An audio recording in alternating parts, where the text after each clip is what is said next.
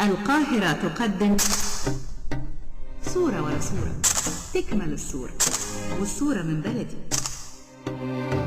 صور من بلدي، صور من بلدي. إعداد سهى عزمي، رؤية فنية فؤاد السيد. أقاصيص العشق، كتاب للصحفي ونائب رئيس تحرير مجلة أكتوبر محمد رفعت. بين دفتي الكتاب يكشف لنا محمد رفعت عن أسرار قصص العشق التي عاشها المشاهير، وعن رسائل خاصة كتبها العشاق على علب الكبريت وروشتات الدواء وجدران الزنازين، سجلوا فيها أجمل كلمات وأروع الأغنيات التي قيلت في الحب. بدايات ونهايات لقصص العشق والهوى لم يتوقعها أصحابها، وحكايات نضال كانت وراء حياة أو موت، قصص عشق تحمس لها من شهدوا بدايتها.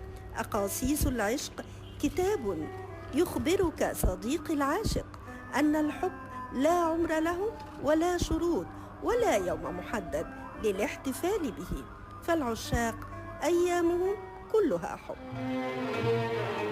يا فؤادي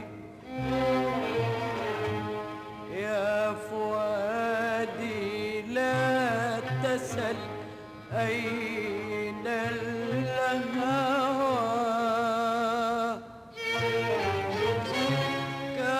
كان صرحا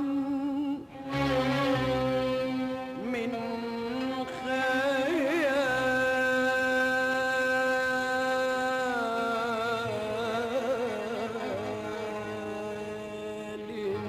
فهوى.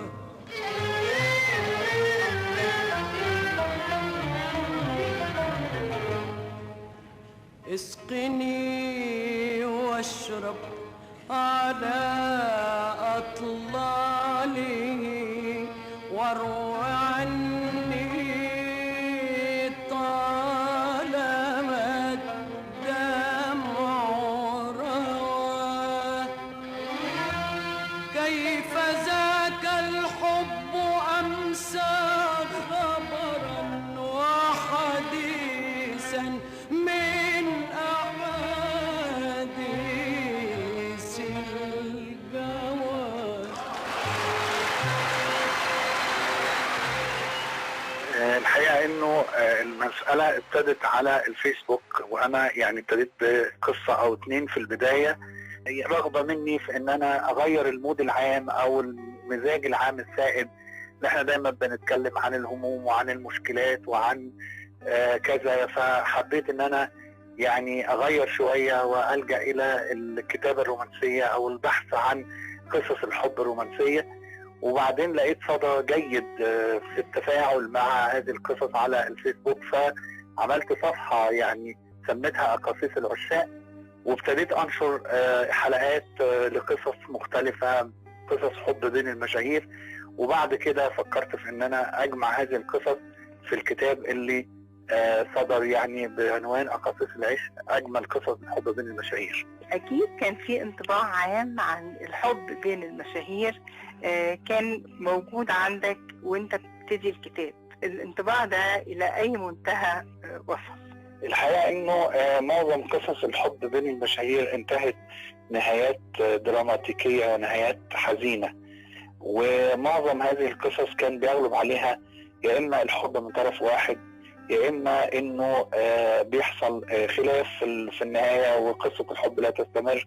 يعني قليلة جدا القصص اللي كانت مبهجة او مفرحة، وقصص الحب الحقيقية في الواقع يعني تختلف عن قصص الحب على الشاشة اللي غالبا بتنتهي بالزواج يعني ونهايات سعيدة. فلم تكن معظم نهايات قصص الحب الحقيقية نهايات سعيدة.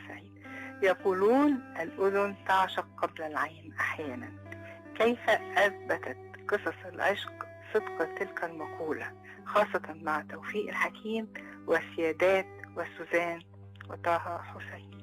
طبعا يعني سوزان وطه حسين، هي طبعا طه حسين اعتمد تماما على الاذن، لانه هو لم يكن يرى بالعين، ولكن هو كان عنده بصيره اقوى من البصر، وكان يبصر ما لا يبصره المبصرون.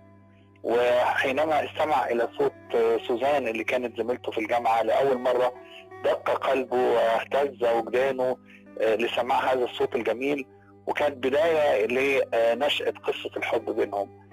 اما سيادات فقد قرأت عن توفيق الحكيم كثيرا، وقرأت معظم كتبه قبل ان تتعرف عليه، وهي كانت جارته.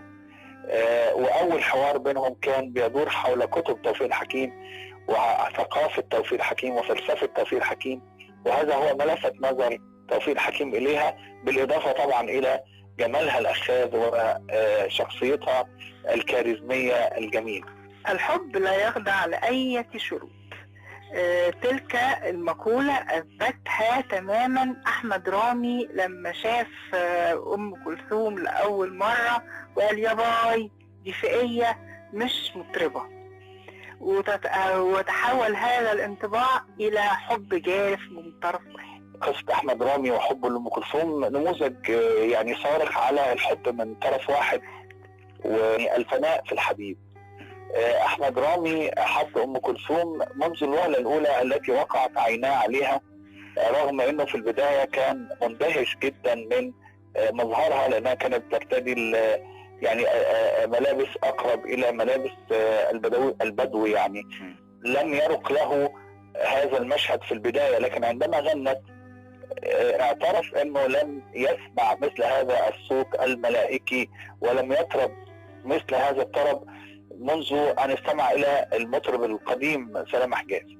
فهو وقع في حب صوتها في البداية، ثم عندما تحدث معها وقع في حب شخصيتها الكاريزمية وخفة دمها وثقافتها وذكائها، ويعني أحس بالحب من أول نظرة أو من أول لقاء كما يقولون.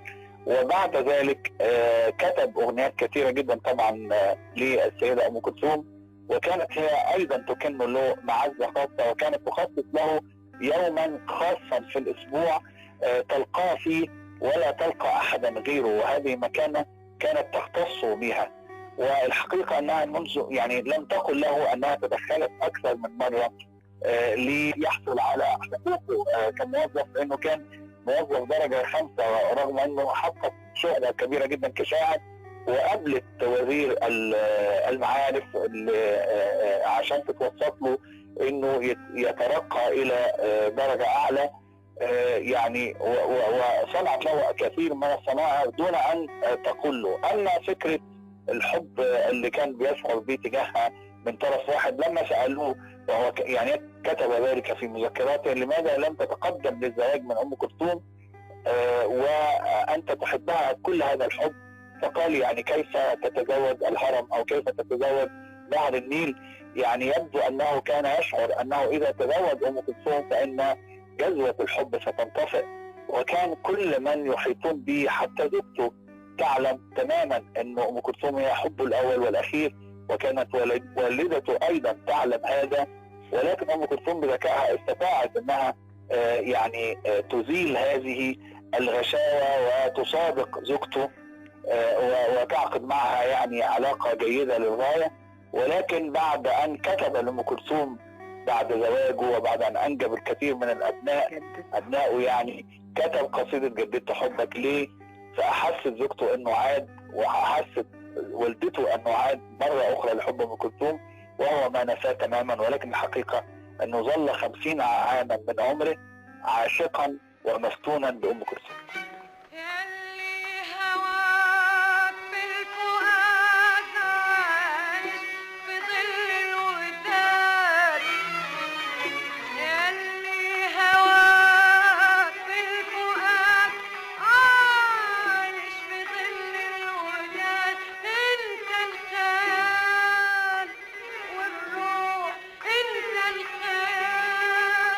والروح انت الخيال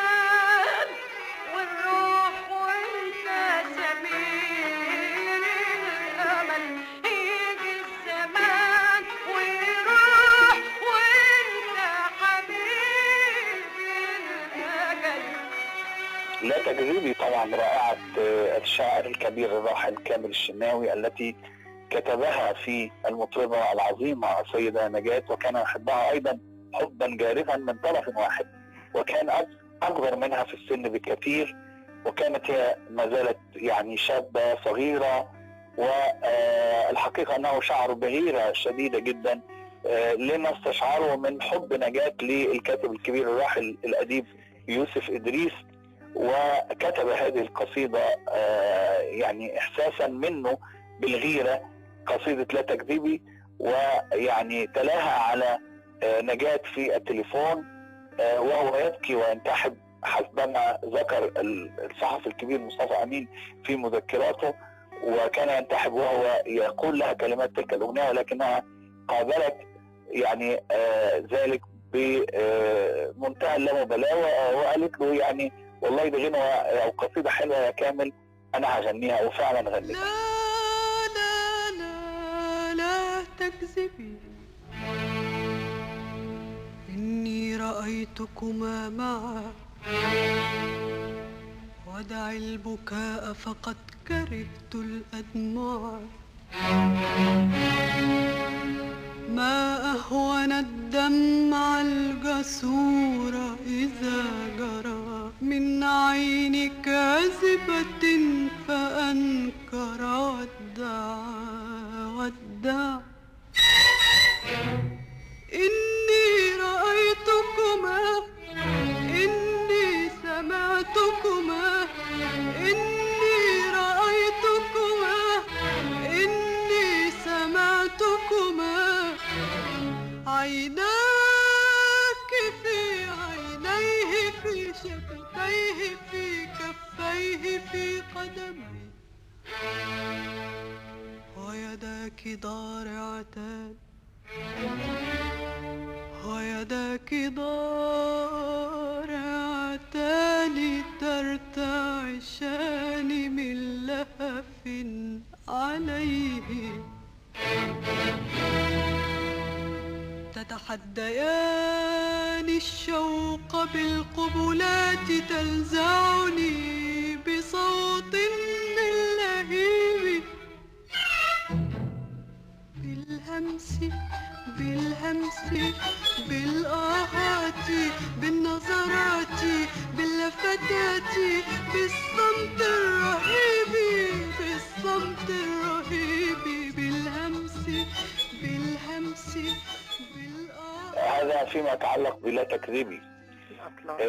الأطلال أيضا كانت القصيدة التي كتبها الشاعر الكبير إبراهيم ناجي في حب زوزو حمد الحكيم الممثلة المعروفة بأدوارها الشريرة وأدوارها الصارمة على الشاشة، ولكن يبدو أنها كانت ملهمة ليس لإبراهيم ناجي فقط، ولكن أيضا هي تزوجت الصحفي الكبير محمد التبعي، ويعني كانت مثار إعجاب الكثير من المشاهير في ذلك العصر وخصوصا في فترة شبابها.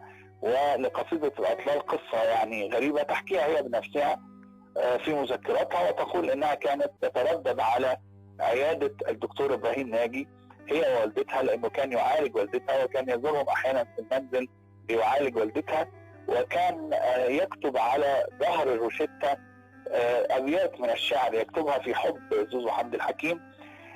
ولما سمعت هي قصيدة الأطلال في الإذاعة لأول مرة أحست أنها سمعت هذه الأبيات أو هذه القصيدة من قبل، وجمعت هذه الروشتات لتكتشف إنه إبراهيم ناجي كتب القصيدة في البداية على الروشتات التي كان يصف فيها الدواء لوالدتها. يعني الحقيقة أنه أحيانا الشاعر يأتي له الإلهام في لحظة لم يكن مستعدا، لا يكون مستعدا فيها بأوراق وأقلام، فيكتب على ما أي شيء يقابله، يعني علبة سجائر، مناديل، يعني علب كبريت، يعني بحيث انه الفكرة لا تطير منه يعني. لكن من اغرب قصص الحب اللي يعني انا واجهتها او صادفتها هي قصة حب محرر المرأة قاسم أمين، والذي لا يعلم الكثيرون انه مات بسبب فشله في قصة حب، لانه كان متزوجا وكان يحب سيدة غير زوجته، وعندما توفي قيل انه توفي ب يعني صدمة في القلب او انفجار في المخ او حاجه من يعني اشياء من هذا القبيل. الحقيقه ان الشعراء مثلا والمبدعين بشكل عام يعني قد يشعرون بالحب اكثر من مره، مثلما كان الشاعر ابراهيم ناجي مثلا كان لم يكتب فقط قصيده اطلال في السيده زوزو حمد الحكيم، ولكنه احب ساميه جمال وزينب صدقي والعازفه شهيره وفي هذا الوقت ورسامه شهيره في هذا الوقت. يبدو انه كان يعني يقع في حب مريضاته عاده. وطبعا احنا يعني عارفين انه كثير من المشاهير تزوجوا اكثر من مره واحبوا اكثر من مره. لو توقفنا عند قصص حب صلاح جاهين. صلاح جاهين كان قطعه من يعني متقده من الاحساس. نعم، ويعني هو لم يكن سعيدا او محظوظا في زواجه، هو تزوج مرتين ويعني انجب في المرتين، ولكن الزواج في الحالة يعني لم تكن سعيدة، رغم انه صلاح جاهين كتب كثيرا من الاغاني عن الحب وعن العشق، وكتب في رباعياته يعني يصف العشق والحب، ولكن يعني صلاح جاهين لم يكن محظوظا في حياته العاطفية مثلما كان محظوظا في حياته الفنية والأدبية. قصص النضال كيف تؤثر على نضج الحب؟ عزة ونجم وعبلة وأمل، كل هؤلاء كيف صارت بهم قصص عشقهم؟ الحقيقة أنه يعني قصص العشق كانت زاد للمناضلين، وكانت الحبيبات خير سند لكثير من المناضلين، وفي نفس الوقت كان هذا النضال وفكرة المقاومة والوطنية ويعني حائلا دون استمرار بعض قصص الحب ونهايتها المأساوية، مثلما حدث مثلا في حالة المناضل الفلسطيني حسن سلامة أبو علي الذي كان متزوجا من ملكة جمال الكون اللبنانية جورجينا رزق، وكانت تحبه حبا كبيرا، واغتالوا الموساد الإسرائيلي. وكذلك الشاعر الفلسطيني غسان كنفاني الذي كان يعني يعيش قصة حب عنيفة جدا مع الكاتبة والأديبة غادة السمان، والتي سجلت الرسائل المتبادلة بينهما في كتاب بعد اغتيال الموساد له أيضا بعدة سنوات. ومثلما أيضا كانت المأساة الكبيرة وهي وفاة بلقيس زوجة الشاعر الكبير نزار قباني، والتي كانت تعمل مترجمة في السفارة اللبنانية في العراق في بغداد، وماتت أيضا في انفجار في السفارة. وكتب فيها بلقيس واحدة من أجمل قصائد الرثاء في تاريخ الشعر العربي كله. طبعا الدكتور مصطفى محمود يعني قبل أن يتزوج من السيدة زينب كان متزوجا يعني زيجة أولى لم تنجح أيضا، وهو يحكي في ذكرياته أنه يعني انفطر قلبه بعد فشله في زواجه الأول، لكنه لم يستسلم لهذا الشعور، وتم إحياء أمله في الحب وفي الزواج من جديد عندما التقى بالسيدة زينب التي تزوجها اللي هي زوجته الثانية. التقاها في مجلة صباح الخير وتحاور معها حوارا مطولا، وأعجب جدا بمنطقها وبثقافتها وبذكائها، ويعني أصبح صديقا لعائلتها، وأصبح يتردد عليهم كصديق للعائلة. ثم فاجأها بطلب يدها من والدها وأخيها، ووافقت طبعا على الفور رغم فارق السن الكبير بينهما اللي كان تقريبا حوالي 30 سنة فارق في السن، وانه حينما تزوجها كان يبلغ هو من العمر 60 عاما فيما كانت هي في عمر 30، ومع ذلك هو يعني كانت تشعر بحب شديد ناحيته، وكانت قد وعدته بأن يعني تستوعب تماما حياته كراهب فكر وكعالم متفرغ تماما للعلم ولا للقراءة ولا للفلسفة ولا للتصوف، ولكن يبدو أنها فوجئت بحياته القاسية الجافة، وأنه يعني ينام في غرفة فوق المسجد الذي بناه مسجد مصطفى محمود، وهو مسجد ومستشفى ويعني مؤسسة علمية وطبية. فلم تحتمل هذه الحياة الجافة، وبدأت تطالب مثلها مثل أي امرأة بأن تعيش حياتها العادية الطبيعية، وكان هذا هو سبب الخلاف بينهما، لأنه هو يعني رأى الموضوع كأنها أخلت بالاتفاق الذي تم بينهما، وقال إنها يعني اكتشف أنها إنسانة عادية جدا مثلها مثل أي أنثى أخرى تحب الحياة وتريد أن تستمتع بها، وطبعا هذا من حقها، ولكن يعني هذا هو سبب الخلاف وسبب الانفصال بينهم. في دايما بتفضل قصص العشق ممكن تنتهي، لكن بيفضل منها رسائل وكتابات وكلمات احنا بنستعين بيها لشحذ عواطفنا. يعني أنا فاكر مثلا تعليق إبراهيم ناجي على فشل قصة حبه لزوزو حمد الحكيم، حينما قال إنه بعد فشل هذه القصة تحولت هي إلى أطلال جسد، وتحول هو إلى أطلال روح، ولذلك كتب قصيدة الأطلال. لو اخترت قصة من اللي حضرتك سردتها في كتابك وجعلت منها رواية منفردة أو قصة قصيرة منفردة أثرت فيك قوي؟ يعني الكثير جدا الحقيقة من قصص العشق أثرت فيا، لكن يعني من أكثرها تأثيرا قصة حب الكاتبة الكبيرة الراحلة رضوى عاشور والشاعر الفلسطيني الرائع مريد البرغوثي. يعني هذه برضو من القصص التي أثرت فيا بشكل كبير جدا. تفاصيلها يعني احنا حابين نستمتع. يعني هو التقى بها عند في الجامعة، وهي سمعته وهو يلقي بعض أبيات من الشعر، وكانت هي لها محاولات في كتابة الشعر، وعندما سمعت هذا الشاعر الكبير يعني أحست بأن ما تكتبه يعني لا ينتمي إلى الشعر، وتوقفت حتى عن كتابة الشعر وأحبته يعني من أول وهلة. ثم تعارفا، ويعني في البداية والدها رفض ان هو يزوجها له، او كان رافضا لارتباطهما، ولكن عندما قابلوا وجها لوجه وفوجئ بهذه الكاريزما هذه الثقافة وهذه الشخصية الساحرة، الحقيقة بارك هذا الزواج وتزوجها بالفعل. ولكن نظرا ايضا وللظروف السياسية اللي كانت في هذا الوقت ومعارضته، وتم يعني خروجه من مصر، وظل غائبا عن رضوى عاشور حوالي 17 عاما.